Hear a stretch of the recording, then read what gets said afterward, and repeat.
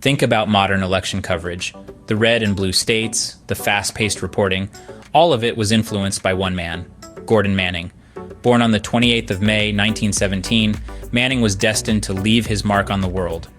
His early life was a crucible, shaping the man who would revolutionize the way we see elections. Manning's journey in news media was nothing short of extraordinary. His innovative approach to reporting, his relentless pursuit of truth, his knack for turning complex information into digestible insights, all of these qualities set him apart. He was a man ahead of his time, constantly pushing the boundaries and challenging the status quo. His career took him to the heights of TV news executive, where his vision and leadership would come to shape the very fabric of election coverage.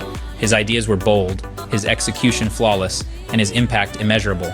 Manning's contribution to news media was not just about changing the way stories were told, but also about changing the way we understood those stories. By the time the 1976 election rolled around, Gordon Manning was poised to change the face of election coverage forever. The 1976 election was not just a political contest, but also a media revolution, thanks to Gordon Manning. This election was as much a battleground for media outlets as it was for the candidates.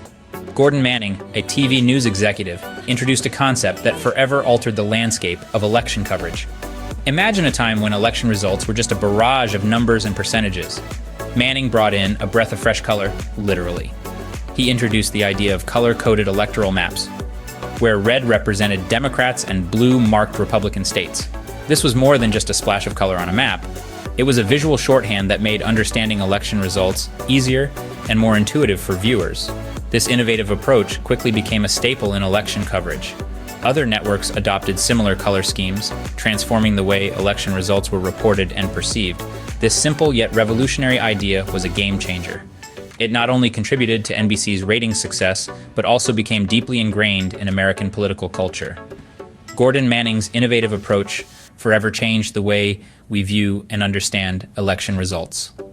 The legacy of the 1976 election is not just about who won the presidency, but also about how a clever idea could revolutionize the way we consume and understand news.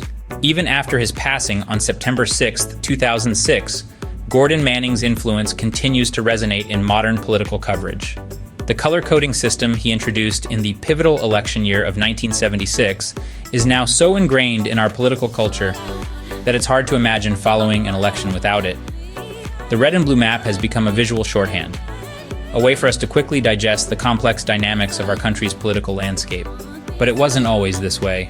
For years after its introduction, the color scheme was inconsistent across networks. Sometimes red represented Democrats, sometimes Republicans. It wasn't until the turn of the millennium that the colors were standardized with red representing Republicans and blue representing Democrats. This shift was influenced by the British parliamentary system, where blue is associated with conservatives. The intention was to avoid any confusion for viewers, and to distance the Democrats from associations with radical leftist movements. Today, the red and blue map is more than just a tool for election coverage. It's a symbol of our nation's political divide, a visual representation of our differing ideologies and beliefs. It's a testament to Manning's lasting impact on how we understand and engage with politics. So next time you see a color-coded election map, remember Gordon Manning, the man who brought color to election coverage, and in doing so, changed the way we engage with politics forever.